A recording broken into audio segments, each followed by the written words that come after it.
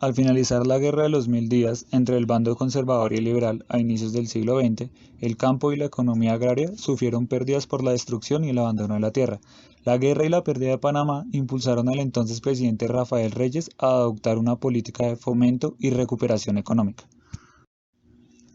La política de fomento a principios del siglo hacia empresas que quisieran invertir en Colombia consistió en la concesión y titulación de baldíos a cambio de desarrollo agrícola e infraestructura.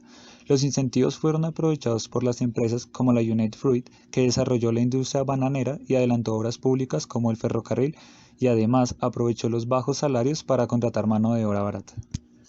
Durante los siguientes años, la legislación en materia agraria priorizó la formalización de la propiedad privada y el fomento a la colonización mediante la legislación de ocupaciones y la titulación de baldíos. Algunos ejemplos son la Ley 56 de 1905, la Ley 110 de 1912, o también llamada Código Fiscal de 1912, y la Ley 71 de 1917. Estas leyes se concentraron en definir los derechos de propiedad que tenían los cultivadores sobre la tierra colonizada, los topes de adjudicación a colonos y bananeras, los procedimientos burocráticos y administrativos a seguir para obtener una titulación, y más adelante se llegó incluso a fomentar desde el Estado la inmigración hacia el campo, con el objetivo de estimular la producción agraria. Los años 50 llegaron con la industrialización que se venía impulsando desde la década de los 40 y con una legislación que no logró distribuir la tierra ni disminuir la concentración.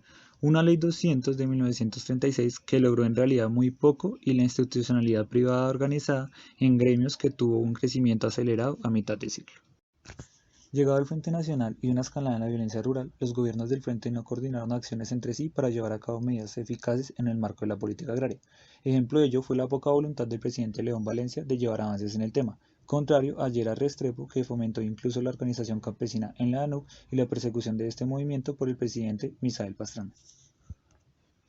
Sin embargo, durante el Frente se da el primer intento de una reforma agraria con el gobierno de Lleras Camargo, donde se radica la Ley 135 con la cual se esperaba llevar a cabo una reforma agraria exitosa y solucionar los problemas del campo colombiano. A la par, fue creada una extensa lista de entidades, entre ellas el INCODER, la FNA, entre otras. Para 1968 se promulgó la Ley 1 del mismo año, con la cual se esperaba darle más fuerza a la reforma. La ley agilizó los trámites entre aparceros y propietarios, fijó nuevos causales de expropiación y reglamentó la unidad agrícola familiar, con el propósito de regular la concentración y tenencia de propietarios. Sin embargo, las titulaciones y la modalidad de legalizar colonizaciones no frenó la alta concentración que se recrudeció con la violencia rural y el desplazamiento en el marco del surgimiento de varios grupos guerrilleros. Sin embargo, para la clase dirigente, la colonización dirigida era vista como la salida a los problemas rurales. Para finales de los 60, alrededor de 71.000 aparceros inscritos aspiraban a 514.000 hectáreas de tierra. Apenas se pudo adquirir el 20% de las tierras para beneficiar el 12% de los aspirantes. La inoperancia de la ley molestó y levantó el inconformismo de muchos campesinos sin tierra, que reclamaban más eficiencia por parte del Estado.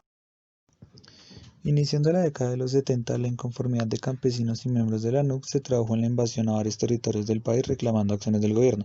El Pacto de Chicoral fue otro de los detonantes del inconformismo, ya que fue la clase dominante la que pactó lo que se tradujo en la Ley 4 de 1973, considerada por muchos como una contrarreforma de la Ley de 1961. En la misma década se promulgaron las leyes 5 de 1973 con el objetivo de capitalizar el campo y aprovechar la potencialidad humana en pro de mejorar la producción, y la ley 6 que definía los términos para los contratos entre arrendatarios a parceros. La política agraria se enfocaba cada vez más en un sistema capitalista de colonización y protección a la propiedad privada. Durante los 80, la acción institucional del INCOR obtuvo un impulso gracias a la ley de amnistía a grupos armados durante el gobierno de Betancur. Se le asignaron más responsabilidades y recursos al INCORA y el decreto de ley 222 le permitió comprar tierras a precios por debajo del avalúo catastral, con lo que consiguió que entraran más hectáreas al Fondo Nacional Agrario en comparación con la década anterior. A finales de década, la mayoría de tierras ingresadas al FNA fueron adquiridas bajo modalidad de compra. Al mismo tiempo, la titulación seguía siendo tendencia, los indicios de la liberación de la economía se pronunciaban con el final del gobierno de Barco y el inicio del mandato de César Gaviria en el contexto de una nueva constitución y la desmovilización de grupos armados como el M-19.